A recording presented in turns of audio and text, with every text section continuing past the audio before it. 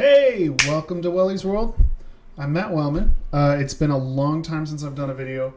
Been super caught up with working and going to school. Today is, in fact, National Teacher Day, and so I wanted to take a minute and make a little video.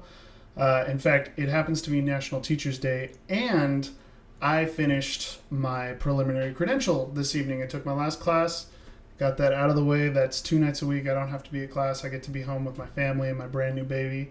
So I'm really excited about that. I wanted to take some time and talk about teachers and talk about our education system as we know it today. So, I think we can all agree teachers are pretty important. We learn things from teachers. They help us with our goals. I never would have become a musician if it weren't for teachers, which is really important. Teachers play a huge role in our lives every single day, even the days we're not at school. Now, I'm going to temper that with some things that I've noticed about teachers and things that I'm just frustrated with being in the profession. I've taught in the classroom for 3 years now, but I've been teaching privately, being self-employed for about 12 years before that. So I've been a teacher professionally for a long time, and I think the profession of teaching has really gone, I don't want to say downhill, because that's using too broad a strokes. There's lots of people doing a lot of really hard work in the teaching profession, but as a whole, there's a lot of things that have really kind of brought us down. So one of the biggest things I've noticed is that teachers have the biggest ego of any other profession I can think of. It's hard to talk to a teacher without them talking to you about what a difference they make in children's lives every single day, which isn't to say that certain students of ours are impacted by us more than others, definitely. But to hear us talk about ourselves, it's like we have this megalomaniac God complex, which is just really frustrating to be around. If you're not a teacher and you've ever had to deal with that, you can tell it's just like, come on, man, like you put your pants on one leg at a time, just like the rest of us. The other thing that teachers always complain about is that they don't get paid enough. Now, I think every person in the world would agree that they don't get paid what they're worth. That's just kind of a universal thing. You believe that your worth is more than the person who's paying you. So I think that's pretty much universally true. If you're a teacher and you work, your contracted hours, if you're a first year teacher, you make about $55 an hour. So you're doing okay. And, you got to think we have a whole national day for teachers. National Teacher Day. Welcome to National Teacher Day. Where's the National Sanitary Workers Day? Where's the day for the people who, if you didn't come to your job, you literally would shut down society because there'd be garbage piling up in the streets. So I think there's a lot of things that we blow way out of proportion. The other thing is, I just finished my credential, like I'm saying. If you look at number of years in school, it takes the same number of years of school to be a teacher as it does to be a doctor. Now, a lot of you might think that's ridiculous. So, but bear with me now. So you have to have your bachelor's degree, and you have to have a 2-year credential, and then you have to have 2 years of BITSA, or I guess now it's called induction. So we're looking at an 8-year stint of being in school. Now, when you're in BITSA, that means you're teaching, you're currently working. So it's kind of like an internship, or if you're like me, you're actually an intern. I was working on an intern credential, so I've actually been working for the last 3 years, which is nice because a lot of teachers just do student teaching and then they jump right into their job.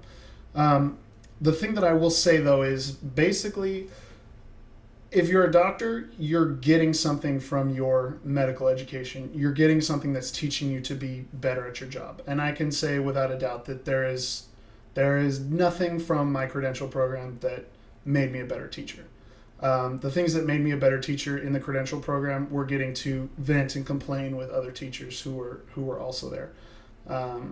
But the curriculum, you might be talking about things that are significant, but what you're what you're learning is trial by fire in the classroom.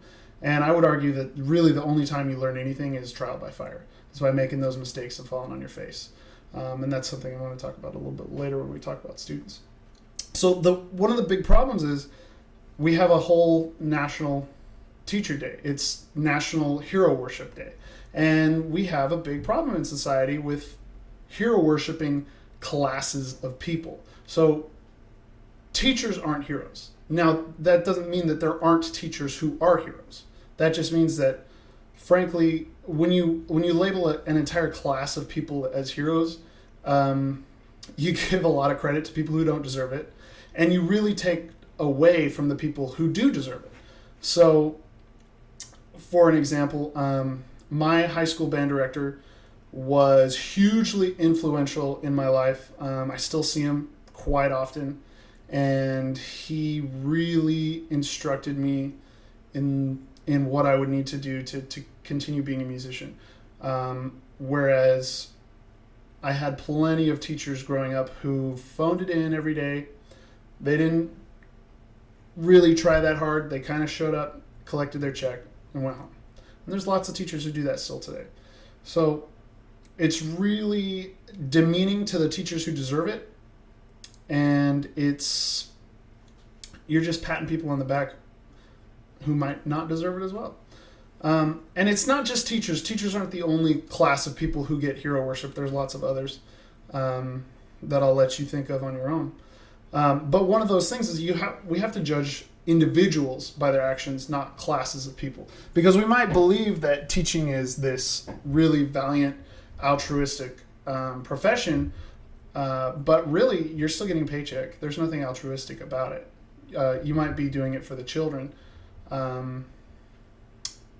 but you could say that until you're blue in the face. You're still gonna cash that check at the end of the day. So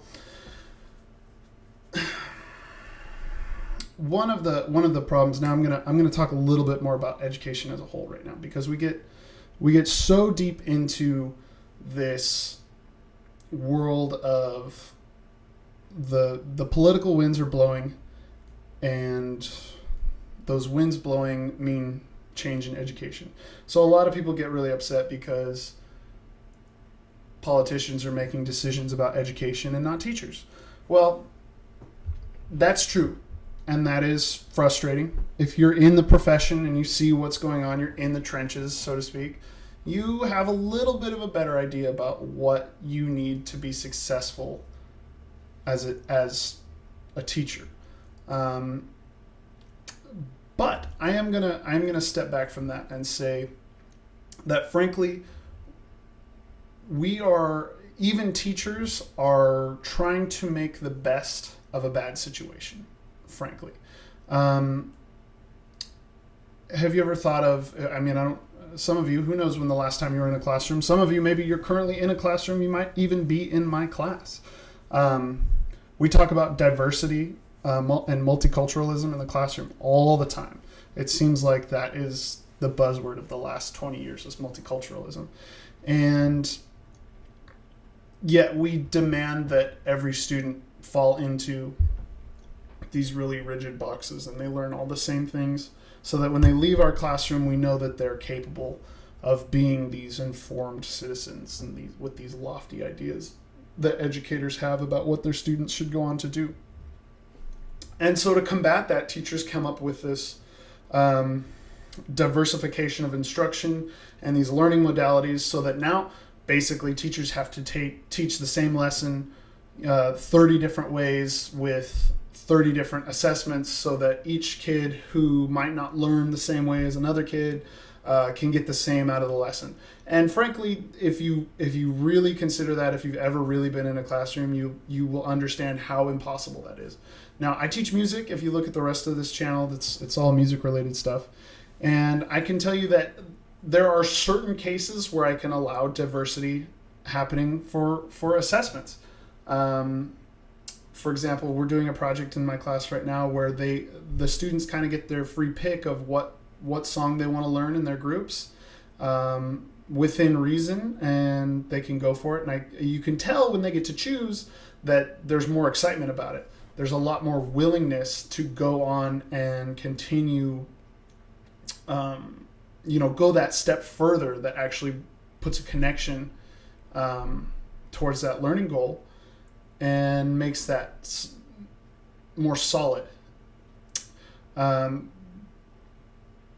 But here's the issue. Not everyone gets to do that. Not every subject gets to do that. And even still, when you have these rigid learning goals, that means that everyone has to learn the same thing. And there's an economic law that if you watched A Beautiful Mind, which is a fantastic movie about a brilliant economist by the name of Nash, where he basically postulated this economic rule that markets will naturally diversify so that they can avoid competition. And so what that means is if you're a fruit vendor and you're on a street with 10 other fruit vendors and you're all selling every kind of fruit, you might decide that you only want to sell watermelon. And then so you buy all the watermelon, and then all the other carts don't have watermelon. So you're not collecting all the income from, say apples and bananas and oranges, but they're not collecting the income from any watermelon that anybody buys. So that's kind of the idea. And if you look at a classroom and you see every kid learning the same thing, kids get disillusioned with the notion that they're not going to be better than another kid at something because they were passionate about it, because the whole class is learning the same thing. So these are things that like human beings have. We learn so much differently than this box-like structure that we call school. And so the reason we do that, the reason we educate children this way, is not because it's effective. And that's the big lie. We don't educate you this way because it's effective. We do it because it's efficient. So if we can cram 30 people into a room and put one adult in there, then you can see, oh, well, that one person is educating these 30 kids. And if you rotate them from class to class, you can have kids like certain teachers better than others, and that's okay. But if you're thinking about learning outcomes, we know that the smaller the class size, the fewer students to teachers is the best outcome. And there's lots of research to show this. So this is really the problem. The problem isn't just that we have, in my opinion, a very broken education system. It's the entire notion that you have to go to school. And that idea is called compulsory education. If you have to go to school, you have to be there. There's no chance for you to talk about what you like and what you dislike about it. I mean, you can talk about it, but nothing's going to change because you have to be there. Nobody's going to change it. You're forced to be there. So why do we have compulsory education? Well, frankly, we have compulsory education because there's this notion that to be a strong nationalized society, we need to have a public education system that creates an informed voter base. I'm just going to let you take a look out at the current political spectrum and let you decide on the actual outcomes of that. Maybe you're happy with it. I can tell you that I am not. So if you're forced to be there, which a lot of my students, I think, realize, yeah, they're forced to be there. And I have to force you to be there, which is something that I struggle with daily.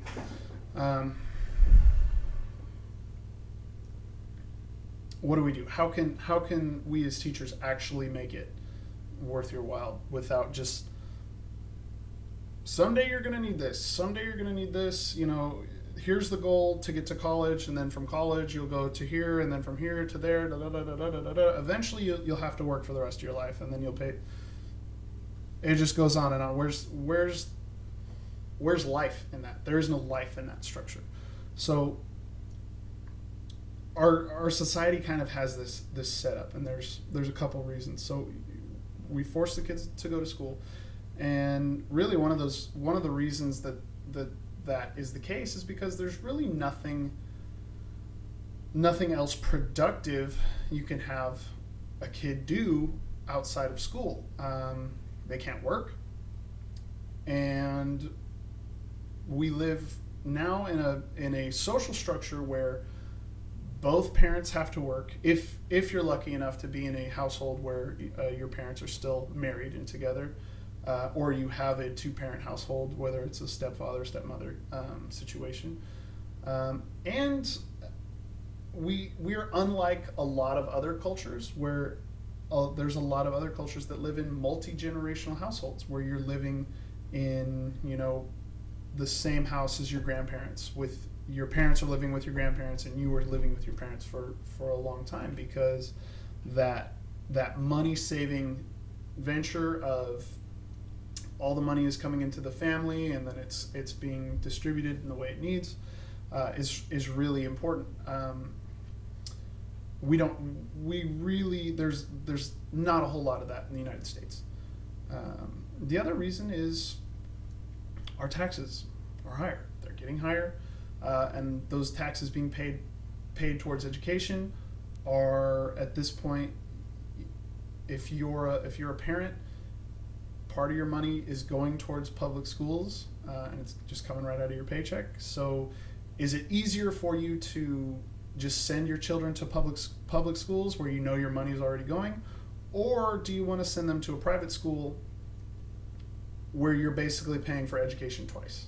You have to pay your taxes for education, and then you have to pay tuition on top of that for private school. It's a rock and a hard place. What do you do? Because there's a lot of research that shows that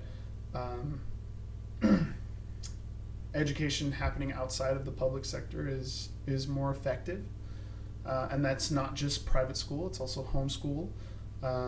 There's a big kind of movement that is, I think, gone a little too far, called unschooling, where the kids just do whatever they want. But the research shows that play is required for meaningful learning.